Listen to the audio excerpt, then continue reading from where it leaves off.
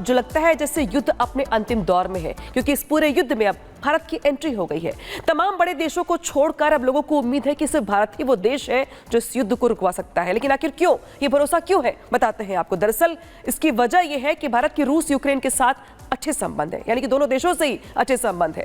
भारत अभी तक तटस्थ रहा है पूरे मुद्दे को लेकर के, कोई ऐसी गलत बयानबाजी नहीं की गई है, यानी कि इरादा मजबूत रहा है अब तक का।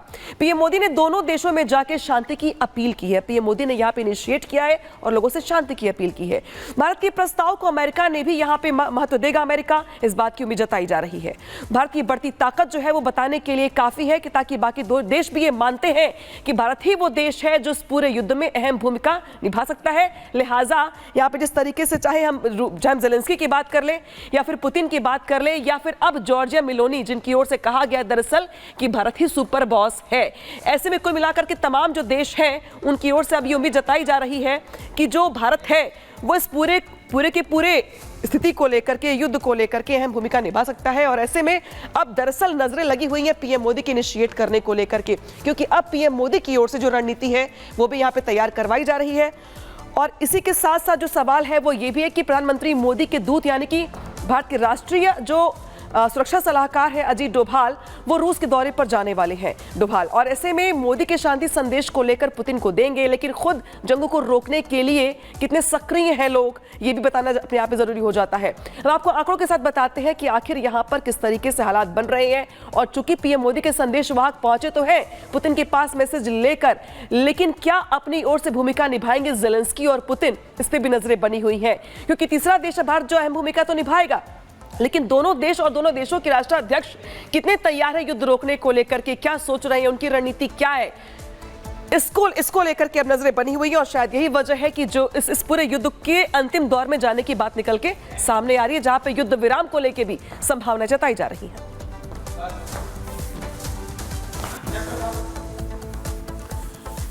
तो प्रधानमंत्री नरेंद्र मोदी अहम रोल दोनों देशों के बीच में शांति को लेकर निभा सकते हैं। और वहीं से पहले कब कब उन्होंने मुलाकात की है आपको बताते हैं। 14 जून, जहां इटली में G7 के दौरान प्रधानमंत्री नरेंद्र मोदी ने जेलेंस्की से मुलाकात की थी।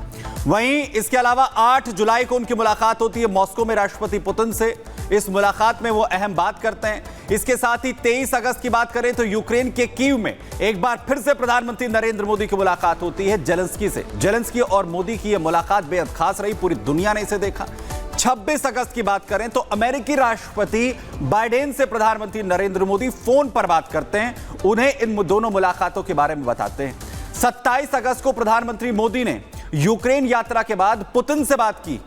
वहीं 5 सितंबर को पुतिन ने यह कहा कि जंग रोकने में भारत की मध्यस्थता हम स्वीकार करते हैं। भारत अगर इस पर इनिशिएट लेता है तो हमें यह स्वीकार होगा, हम बातचीत की टेबल पर आ जाएंगे।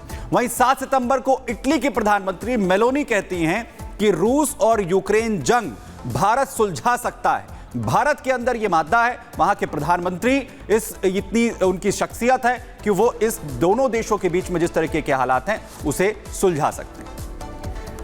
तो यानी कि सिर्फ भारत ही वो देश है जो पूरे मुद्दे को लेकर आगे बढ़ सकता है। सिर्फ रूस और यूक्रेन ही नहीं, बल्कि फिलिस्तीन ने भी अब भारत से इजराइल हमास की जंग को रोकने की गुहार लगाई है। भारत में फिलिस्तीन के राजदूत अदनान अबू अल हैजा ने अपील की है कि भारत मध्यस्थता करे और इजराइल को हमला करने से रोके। यानी कि युद्ध चाहे कोई भी हो, युद्ध चाहे रूस यूक्रेन का हो या फिर इजराइल हमास का हो, सबको उम्मीदें सिर्फ और सिर्फ भारत से है।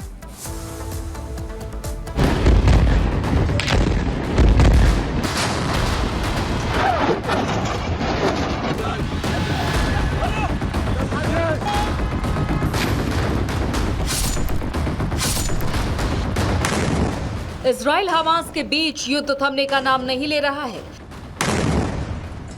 7 अक्टूबर 2023 को इजराइल में हुए हमास के हमले के बाद इजराइल चुन चुनकर हमास के आतंकियों का सफाया कर रहा है। इजराइल एक हमले का इंतकाम इतनी बेदर्दी से ले रहा है कि इजराइल की तरफ से लिए गए एक्शन में फिलिस्तीन को जान माल का बड़ा नुकसान उठाना पड़ा है।